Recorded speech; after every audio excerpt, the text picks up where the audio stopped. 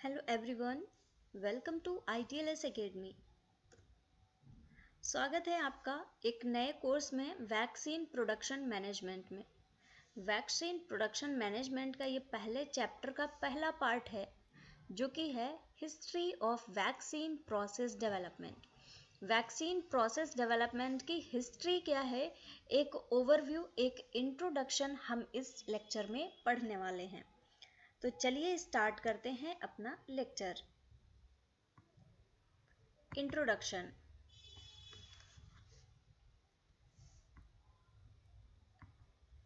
The goal of vaccine process development is to develop a manufacturing process.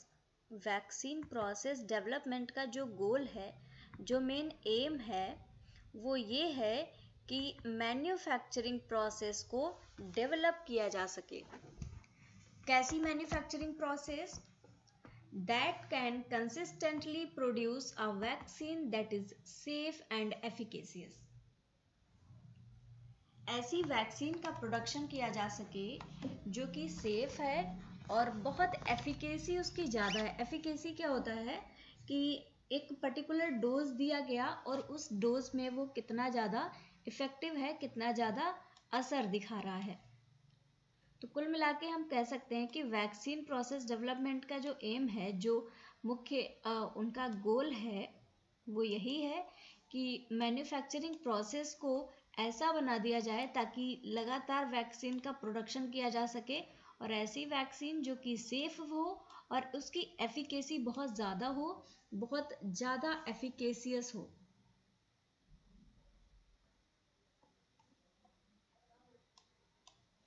A requirement of the manufacturing process is to preserve the immunological properties. जो manufacturing process है उसके लिए ये ज़रूरी होता है कि जो इम्यूनोलॉजिकल प्रॉपर्टीज़ हैं उनको प्रिजर्व करके रखा जा सके। मतलब कि वो जो प्रॉपर्टीज़ हैं, जब वैक्सीन बना रहे हैं तो उस पर्टिकुलर प्रोडक्ट की जो इम्यूनोलॉजिकल प्रॉपर्टीज़ हैं वो नष्ट नहीं होनी चाहिए, वो प्रॉपर्टीज़ उसमें मौजूद होनी चाहिए। innate to the molecular or biological architecture defined in vaccine discovery and enable production of the vaccine in increasingly larger quantities for use in human clinical studies and later commercial supplies.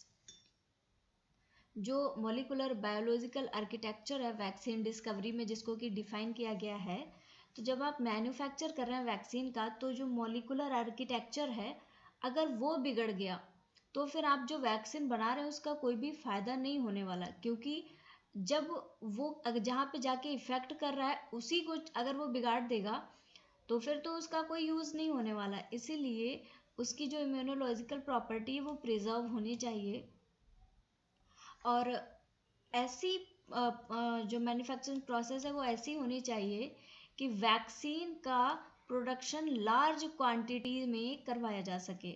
जैसे कि अभी current scenario देखें तो large scale production की ज़रूरत है। Vaccine का production बहुत लार्ज स्केल पे हो रहा है, वो ऐसा हमारे इंडिया की पॉपुलेशन देखें तो बहुत ज़्यादा है, उसके लिए सबके लिए कोविड की वैक्सीन चाहिए, तो बहुत लार्ज स्केल पे इसका प्रोडक्शन हमें चाहिए है। इसके अलावा ह्यूमन क्लिनिकल स्टडीज़ में जो वैक्सीन का यूज़ होता है उसके लिए भी लार्ज क्वांटिटीज़ चाहिए और इस टाइम पे तो सिनेरियो ऐसा है कि पूरे वर्ल्ड को ही वैक्सीन चाहिए, पूरी दुनिया के लिए वैक्सीन बनाना है। तो मैन्युफैक्चरिंग प्रोसेस अगर स्लो होगी, एफिशिएंट नहीं होगी, तो क्या पूरी दुनिया को वैक्सीनेट किया जा सकता है? नहीं।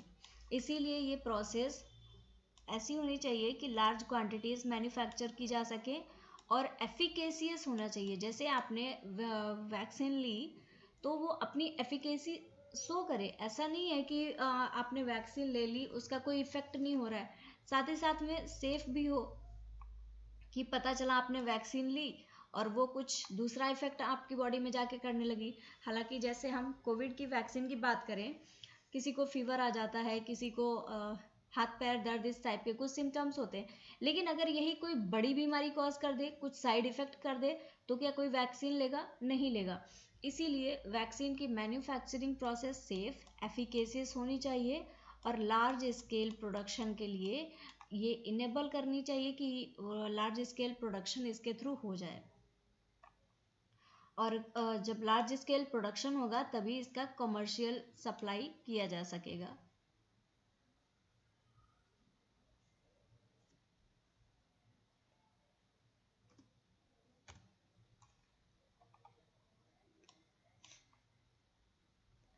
The safety and efficacy of the vaccine gets proven through phases of clinical studies.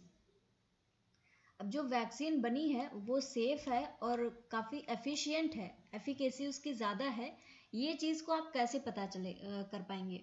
इसको पता करने के लिए क्लिनिकल स्टडीज़ की जाती हैं with increasing number of subjects. जैसे कि आप देखते हैं पहले सेल कल्चर होता है, सेल्स पे आप टेस्ट करते हैं अपनी डोज को, सेल्स पे अच्छा इफेक्ट दिखा रहा है, आप उसको ले जाते हैं, फर्दर प्रोसीड करते हैं माउस मॉडल पे। माउस ऐसा तो बिल्कुल भी नहीं होता, हालांकि मैंने बनाया है। माउस मॉडल पे टेस्ट करते हैं, माउस मॉडल के बाद में फाइनली उसको एनिमल्स पे टेस्ट करते हैं। तो ये क्या है, एक सर्कल बन रहा है जिसमें कि क्लिनिकल स्टडीज की जा रही हैं। क्लिनिकल स्टडीज स्टार्ट होती हैं एक छोटे लेवल से, सेल्स से स्टार्ट होंगी, टिश्यू लेवल पे, सेल लेवल पे, सेल कल्चर से, फिर एनिमल मॉडल में टेस्ट करेंगे, आप माउस में टेस्ट करेंगे, मंकीज में टेस्ट करेंगे, उसके बाद में ह्यूमंस पे ट्रायल करते हैं। सारे ह्यूमंस पे नहीं, कुछ ह्यूमंस पे, पेशेंट्स पे ट्राई किया जाता है, और अगर वो सेफ रहती है, एफिकेसी उसकी अच्छी रहती है, तब उसको आप मार्केट में उतारते हैं कि ये वैक्सीन सेफ है और इसको लिया जा सकता है, पर्सन इसको लेके कोई भी साइड इफेक्ट के बिना सुरक्षित रह सकता है।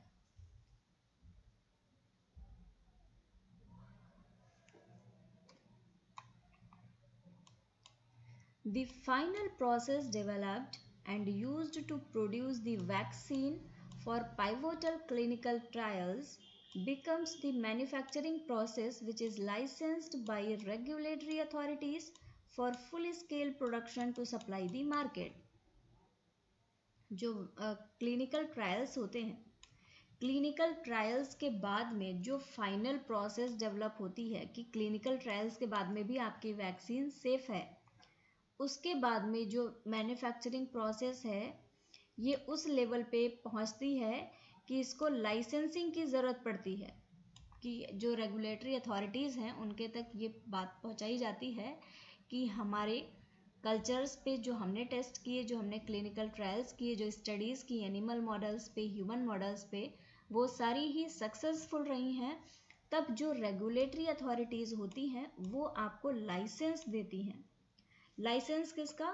फुल स्केल प्रोडक्शन का, ताकि आप लार्ज स्केल पे प्रोडक्शन करके उस वैक्सीन को मार्केट में सप्लाई कर सकें, ताकि वो सारे ही लोगों तक पहुंच सके। जैसा कि अभी कोविड के केस में हो रहा है, हर एक इंसान तक कोविड की वैक्सीन को पहुंचाई जा रही है, तो वो लाइसेंस मिलता है उसको, तभी तो पहुंच रही है। भाई आप देखते हैं, न्यूज़ में सुनते हैं कि ये वैक्सीन आई, फला वैक्सीन आई, उसको गवर्नमेंट ने अथॉरिटी दे दी है, उसको परमिशन दे दी है कि इसको अब वैक्सीन को यूज़ किया जा सकता है, मार्केट में आ गई है और हर एक इंसान को वो लगाई जा सकती है। तो करंट सिनेरियो में वैक्सीन का इम्पोर्टेंस तो शायद ही कोई हो जो नहीं समझता हो, क्योंकि वैक्सीन बहुत ज़्यादा इम्पॉर्टेंट हो गई है कोविड के अगेंस्ट। इसलिए ये टॉपिक भी बहुत अच्छा है, स्कोप भी बहुत अच्छा है, मन लगा के पढ़िए, मैं भी बहुत अच्छे से आप लोगों को पढ़ाने वाली हूँ।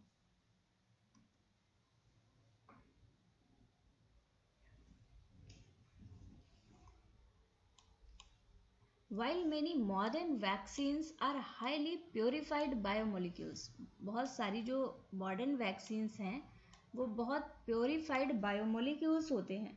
बायोमोलिक्यूल्स को बहुत सारे लेवल्स पे प्योरीफाई किया जाता है, उसके बाद में ये वैक्सीन्स बनती हैं। लेकिन इसके अलावा अदर्स आर कॉम्प्लेक्स प्रिपरेशंस। जो दूसरी वैक्सीन्स हैं वो कॉम्प्लेक्स प्रिपरेशंस हैं कि कई चीज़ों को मिला के उसके बाद में वैक्सीन को बनाया गया। तो आप देख सकते हैं मॉडर्न वैक्सीन्स में क्या क्या हो सकता है, प्योरीफाइड बायोमोलिक्यूल्स भी हो सकते हैं, कॉम्प्लेक्स प्रिपरेशंस भी हो सकते हैं। अब कॉम्प्लेक्स प्रिपरेशंस क्या होते हैं, चलिए देखते हैं। Such as live viral vaccine, जिसमें कि लाइव वायरसेस को डाला जाता है बॉडी के अंदर वैक्सीन के फॉर्म में। ये कॉम्प्लेक्स प्रिपरेशन हो गया।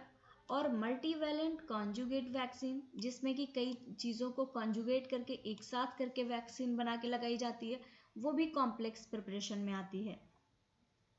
अब ये जो मल्टीवैलेंट कॉन्जुगेट वैक्सीन होती है consisting of the antigen, antigens होते हैं trace level of cellular and process residuals excipients as well as adjuvants. अब देखिए मल्टीवैलेंट में, मल्टी का मतलब ये बहुत सारी चीज़ें आ गई। अब मल्टीवैलेंट कॉन्जुगेट में आपको एंटीजेंस भी मिलेंगे, सेलुलर एंड प्रोसेस रेजिडुअल्स भी होंगे, एक्सिपिएंट भी होंगे और एडजुवेंट्स भी प्रेजेंट होंगे। तो इम्पॉर्टेंट पार्ट है ये, क्वेश्चन वाला पार्ट है कि वैक्सीन किस टाइप से हो सकती हैं। तो पहला आपने देखा हाईली प्यूरिफाइड बायोमोलिक्यूल्स हो सकते हैं और कॉम्प्लेक्स प्रिपरेशंस हो सकती हैं। कॉम्प्लेक्स प्रिपरेशन के अंदर आपने क्या देखा, वायरल वैक्सीन्स हो सकती हैं या फिर मल्टीवैलेंट कॉन्जुगेट वैक्सीन्स हो सकती हैं। मल्टीवैलेंट कॉन्जुगेट वैक्सीन्स में आपने क्या देखा, क्या क्या चीज़ें हो सकती हैं, antigen, cellular and process residual, excipients और एडजुवेंट्स। उम्मीद है आप सभी को ये समझ आया होगा।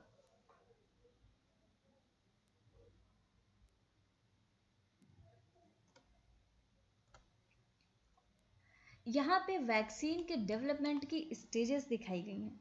बहुत ही खूबसूरत सा डायग्राम है जिसमें कैसे ट्रायल शुरू होता है, कैसे मार्केट में पहुँचती है, कैसे वैक्सीन बनती है, सब कुछ दिखाया गया है। तो चलिए इसको पढ़ते हैं। Stages of vaccine development, the race. अभी यहाँ पे कोविड को ही एग्जाम्पल लेके, इस वायरस का एग्जाम्पल लेके आपको डेवलपमेंट की प्रोसेस सिखाई जा रही है। So the race to find a vaccine for the corona virus outbreak is under way, but vaccine go through multiple stage of development. Vaccine ऐसे ही नहीं बन जाती है, बहुत सारी स्टेजेस के थ्रू इसका डेवलपमेंट होता है। From discovery to animal trials, discovery होने से लेके एनिमल ट्रायल्स, ह्यूमन ट्रायल्स, उसके बाद में रेगुलेटरी अप्रूवल एंड मैन्युफैक्चरिंग। पहले डेवलपमेंट किया जाएगा, उसका डिस्कवरी की जाएगी, फिर एनिमल्स में ट्रायल होगा, फिर उसके बाद में ह्यूमंस में ट्रायल होगा, फिर उसका अप्रूवल लिया जाएगा, उसके बाद में लार्ज स्केल पे मैन्युफैक्चरिंग करवाई जाएगी। अभी हम यहाँ पे एग्जाम्पल लेते हैं SARS-CoV-2 वायरस, जो कि कोरोना वायरस है, उसकी वैक्सीन किस तरीके से डेवलप हो रही है। इसकी ये फ्यूजन प्रोटीन्स होती हैं, स्पाइक्स जैसी फ्यूजन प्रोटीन्स होती हैं कोरोना वायरस में। इसके जीनोम को एक्सट्रैक्ट किया गया। अभी यहाँ पे जो हमारी ह्यूमन सेल्स हैं, ह्यूमन सेल्स पे ACE2 रिसेप्टर प्रेजेंट होता है। और ये जो वायरस है, वायरस की ये जो स्पाइक्स हैं, ये जो फ्यूजन प्रोटीन स्पाइक्स हैं, ये टारगेट होती हैं वैक्सीन का। फ्यूजन प्रोटीन क्या है, virus release on protein spike to bind to ACE2 receptor. Humans में कैसे पहुंचता है, ये जो स्पाइक प्रोटीन है यही जाके ह्यूमन सेल्स में बाइंड कर जाती हैं। और बाइंड करने के लिए आपको पता, कोई चीज़ बाइंड कर रही है तो उसके लिए रिसेप्टर भी चाहिए होगा। तो रिसेप्टर होता है ACE2 ह्यूमन सेल्स में। अगर कोई और वैक्सीन बन रही है तो अगली वैक्सीन का अगला रिसेप्टर होगा। ये यहाँ पे एक ओवरव्यू ले रहे हैं कि वैक्सीन का डेवलपमेंट कैसे हो सकता है। तो करंट सिनेरियो में कोविड का हम एग्जाम्पल ले रहे हैं, ठीक है, ओके। तो रिसेप्टर से बाइंड करता है, फिर entry point into human cell for virus to replicate. यही जो ACE2 रिसेप्टर है, यही वायरस के जीनोम का एंट्री पॉइंट बनता है।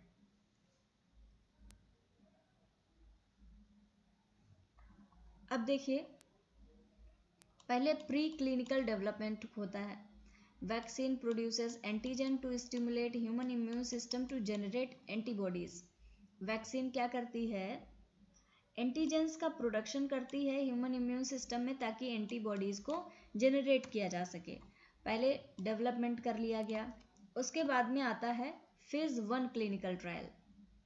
यहाँ पे पहले देखिएगा प्रोसेस दिखाई गई है, डेवलपमेंट किया गया इसका, फिर उसके बाद में इसको अटैच करा के देखा गया कि ये स्पाइक प्रोटीन एंटीजन से अटैच हो रही है कि नहीं, एंटीबॉडी का डेवलपमेंट हो रहा है कि नहीं, ये हो गया। फिर एनिमल ट्रायल हुआ, माउस लिया गया, माउस में टेस्टिंग की गई इसकी, इसको बोला गया फेज 1 क्लिनिकल ट्रायल।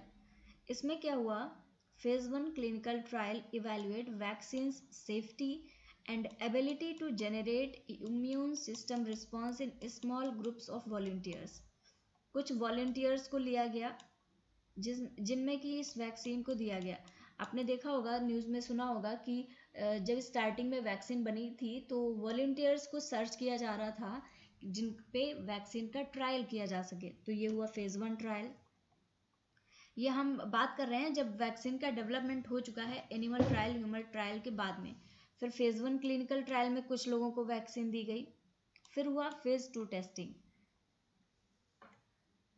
अब इसमें क्या हुआ, वॉलंटियर्स का नंबर बढ़ाया गया। Several hundred volunteers, including some belonging to groups at risk, trials are generally randomized to assess efficacy of vaccine. अब ये ट्रायल थोड़े से ज़्यादा लोगों को लेके किया गया और किस तरीके का एफिकेसी वैक्सीन शो कर रहा है, इफेक्टिव है या नहीं, इस चीज़ को चेक किया गया। नेक्स्ट आया फेज़ 3। फेज़ 3 में हुआ large scale trials to evaluate efficacy under natural disease condition. जो कोविड वाले लोग थे फिर उन पे ट्रायल किया गया कि उन पे वैक्सीन क्या इफेक्ट दिखा रही है। If successful, makers applies to regulatory authorities for licence to market vaccine. जैसे कि जब कोविड वाले को दिया उस पर ये सक्सेसफुली वर्क कर रही थी, तो जो मेकर्स होते हैं फिर वो लाइसेंस के लिए अप्लाई करते हैं रेगुलेटरी अथॉरिटीज़ को। फिर आता है फेज़ 4।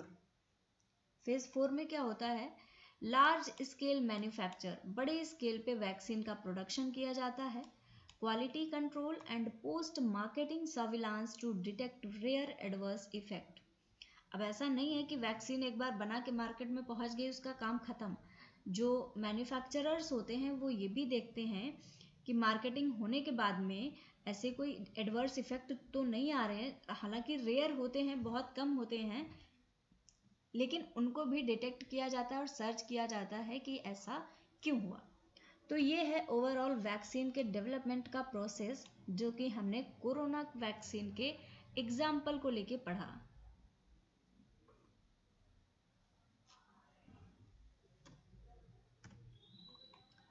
अब आता है वैक्सीन के प्रोडक्शन में ही अपस्ट्रीम प्रोसेस और डाउनस्ट्रीम प्रोसेस। क्या होता है अपस्ट्रीम, सबसे पहले इसको देखते हैं। Generally speaking, the immunogen is generated via a cultivation process. जो इम्यूनोजेन है, इम्यून सिस्टम को स्टिमुलेट करने वाला एंटीजन या कोई भी और मॉलिक्यूल, उसको कल्टीवेशन प्रोसेस के द्वारा जनरेट किया जाता है। इसी को बोला जाता है अपस्ट्रीम प्रोसेस, मतलब कि तैयारी हो रही है, कल्टीवेशन किया जा रहा है आगे की प्रोसेसिंग के लिए। And is characterised by an appropriate choice of cell substrate. अब इसके लिए एक प्रॉपर सेल सबस्ट्रेट का सिलेक्शन किया जाता है। ग्रोथ मीडिया चूज किया जाता है कि आप जो कल्चर करवा रहे हैं, जो जिसका कल्टीवेशन करवा रहे हैं, वो किस मीडियम में ग्रो करेगा। and a fermentation or cell culture condition that reproducibly produce the antigen in large quantities। फिर उसके बाद में फर्मेंटेशन के थ्रू या फिर सेल कल्चर कंडीशंस प्रोवाइड करके देखा जाता है कि जो आप ट्रीटमेंट दे रहे हैं एंटीजन का प्रोडक्शन हो रहा है कि नहीं, एंटीजन को लार्ज क्वांटिटी में प्रोड्यूस कर लिया जाता है। तो ये होती है upstream process.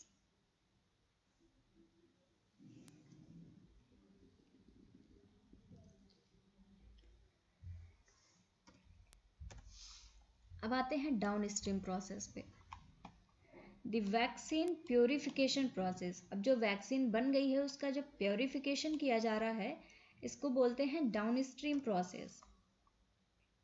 May be design to remove host cell impurities. इसका जो डाउन स्ट्रीम प्रोसेस है इसका यूज किया जा सकता है होस्ट सेल की इम्प्योरिटीज को रिमूव करने के लिए, as well as process additives and yields a bulk vaccine.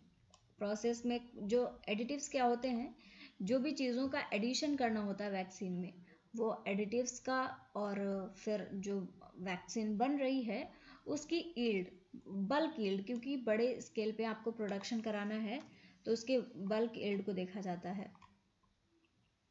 Now the bulk vaccine is converted into a final vaccine product. अब जो ये बल्क वैक्सीन होता है इसको फाइनल वैक्सीन प्रोडक्ट में कन्वर्ट कर दिया जाता है, जिसको कि हम ड्रग प्रोडक्ट बोलते हैं, in the formulation fill and finish process. Through this stage the vaccine is formulated into a final composition. अब डाउनस्ट्रीम प्रोसेस की स्टेज पे जो वैक्सीन है इसके फाइनल कंपोजिशन का फॉर्मुलेशन कर लिया जाता है। That imparts long term stability, इससे लॉन्ग टर्म स्टेबिलिटी मिलती है, वेदर इन लिक्विड और लायोफिलाइज्ड फॉर्म। ये कुछ किसी भी फॉर्म में हो सकती है, लिक्विड फॉर्म में या फिर लायोफिलाइज्ड फॉर्म में जो स्टेबिलिटी मिलती है या जो वैक्सीन है, and then presented in an appropriate final containers. इसके बाद में फाइनल कंटेनर्स में इनको भर दिया जाता है, जैसे कि वायल्स हैं या प्री फिल्ड सिरिंजेस हैं। कुछ सिरिंजेस भी ऐसी आती हैं जिनमें कि पहले से वैक्सीन फिल्ड रहती है और उनको डायरेक्टली इंजेक्ट कर दिया जाता है, या कुछ इस तरीके से बॉटल्स आती हैं, आप सभी ने देखी होंगी। वैक्सीन तो ज़्यादातर लोगों ने उम्मीद है ले ही ली होंगी। इनमें सिरिंज डाल के फिर वैक्सीन को निकाला जाता है, इन्हीं को वायल्स बोलते हैं।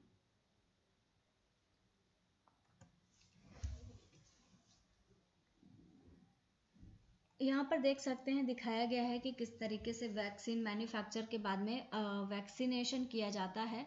तो इसमें बेसिकली आपको जो अपस्ट्रीम प्रोसेसिंग है और जो डाउन स्ट्रीम प्रोसेसिंग है उसको दिखाया गया है। अपस्ट्रीम प्रोसेसिंग में कल्चर होता है और डाउन स्ट्रीम प्रोसेसिंग में जो फाइनल वैक्सीन बन जाती है उसको मार्केट तक, लोगों तक पहुँचाया जाता है। तो देखिए, सबसे पहले टारगेट पैथोजन को लिया, जिस पैथोजन को टारगेट करना है, फिर उसकी जीनोम सीक्वेंसिंग की। जीनोम सीक्वेंसिंग ज़रूरी है क्योंकि आप जिसके अगेंस्ट वैक्सीन बना रहे हैं, अगर उसका सीक्वेंस ही नहीं पता होगा ATGC क्या है, तो उसको इनहिबिट आप कैसे करेंगे। उसके लिए आपको जीनोम की सीक्वेंसिंग करनी होती है।